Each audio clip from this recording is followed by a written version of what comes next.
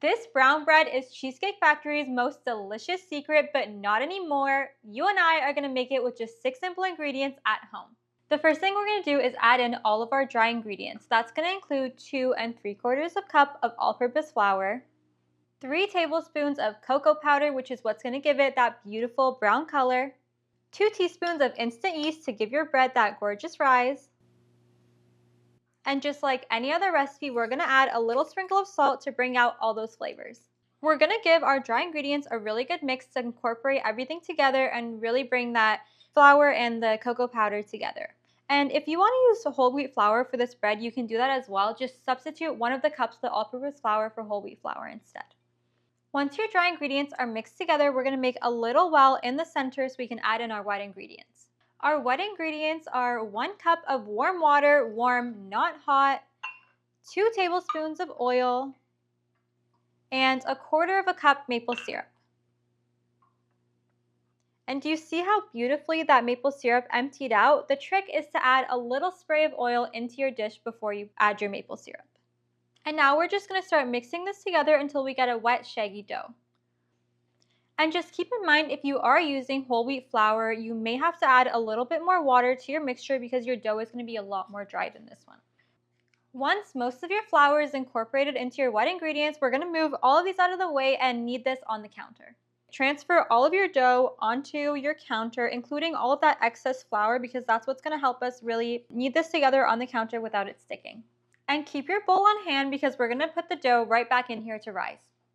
We're going to knead our dough for like 5 minutes until we have a really smooth dough to work with. And the techniques, as always, are to use this part of your hand to push in and then fold back, push in, fold back, turn your dough, and just keep going. At first, it might be a little bit sticky, but as you knead, it'll get softer. And if needed, you can add a little bit more flour to make it easier. I'm going to add a little bit more flour to mine because it's very sticky. And I'm just going to sprinkle on that little bit of flour to help my dough knead better. And the thing about bread is that this dough is going to be completely different in your house than it is in mine. You have different types of flour, different water, different temperature in your house. So take my recipe and really adjust it to what works for your environment. Once your dough is nice and smooth, just start forming it into a little ball by folding the sides under and rolling it on your counter just like this. And then you're ready to transfer it into your bowl to rise. There's really no need to wash the bowl. Just kind of add a little bit of olive oil in there so your dough doesn't stick. And then grab your dough and just pop it right in there. Cover with some plastic wrap, and this is going to rise in your microwave or somewhere warm for an hour to an hour and a half until it's doubled in size. And don't mind my sourdough starter, that thing lives in there rent-free. Our dough is now more than doubled. Take a look at that gorgeous rise. We're going to remove the plastic wrap and punch this thing down. We're going to bring our dough back onto our counter, and we're going to divide it into 4 pieces to make 4 baguettes. Don't worry about these being super even, just kind of eyeball it and get 4 slightly even pieces. To shape your dough into a baguette, we're going to start by rolling our dough into a ball, just like this. And from there, we're going to start rolling it out with our hands to open it up.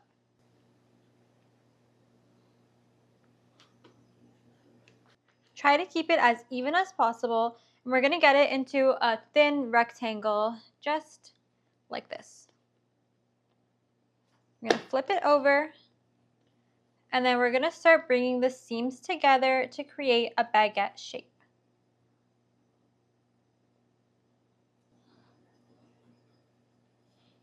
And then just start rolling it out until you feel like it's even, and keep pinching those sides together to close the seam.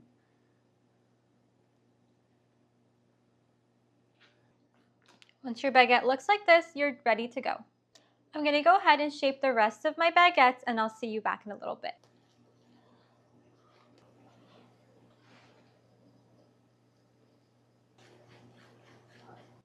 And that's number 4. I'm going to go grab my baking sheet and we're going to place these on there.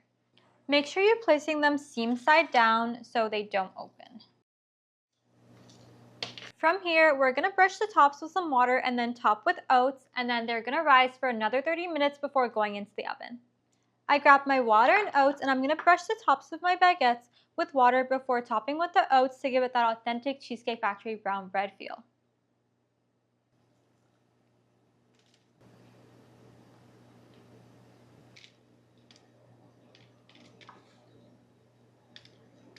How gorgeous are these looking?